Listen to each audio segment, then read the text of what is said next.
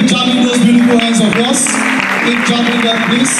This is a new dawn within the Nigerian political firmament. It's a journey to nationhood, the rebirth of a new nation. For those of us who are all here, it is important for you to go home with at least a copy of this book. The book is well abreast, garnered with all that it entails for nationhood. As you can witness the distribution of a copy to each of these very distinguished personalities right here on stage. It is important for you to go home with each of this copy. Want peace in our country, we must have equity. If you want peace, there must be freedom. If you want peace, there must be a sense of togetherness, brotherhood, and inclusivity. If we operate a society where a few are enriched, where a few are privileged, and where the masses of the people are impoverished and denied the basic necessities of life, we are not far away from France. Our national flag cannot hold us as a nation. Our national anthem cannot hold us as a nation. Our national pledge cannot hold us as a nation. Our constitution cannot hold us as a nation. We must live up to the reality of what is on paper.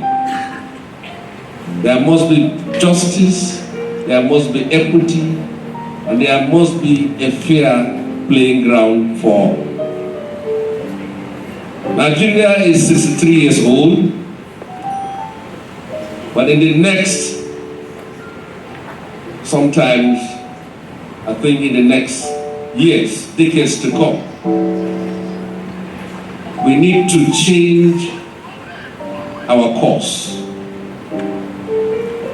In 1959, the campaign of an ordinary politician in Nigeria is about water, about light, about peace, about roads, about bridges. 6 decades after, it's still about the same thing. If each government that we had will just pick one item like water and solve the problem, and the next government will pick the issue of electricity and solve the problem, and the next government will pick the issue of water or railways and solve the problem, I think our problem will have been solved.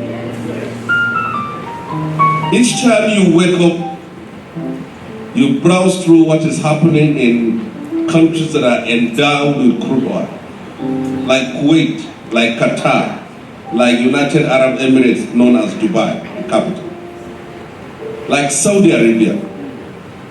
We have seen how the wealth of their people are used for the betterment and advancement of their country. And when you come back home, you wonder if our own oil is the same like the oil which they have in those countries. That's a question. So as a nation, the time to tell ourselves the truth. We are a nation of 220 million people. Some few kilometers from our country is the Sudan. This is what the Sudan has become today. A country torn by war, by strife, and by violence. They were living in peace like us. But if you go through all the positions of those who have picked up arms, it is about injustice, it's about marginalization, it's about inequity. These are the seeds. So you can't plant mango and expect a pineapple. If we want this country to remain one, if we want us to be in peace, then we shouldn't plant the seed of discord.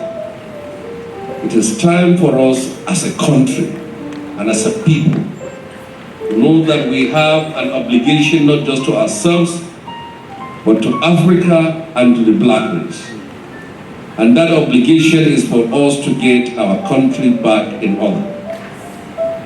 Whoever emerged as a leader of this country, you can only be considered a leader of the country and not a political party if you treat everyone and everybody with the equal status you treat those who believe are close to you.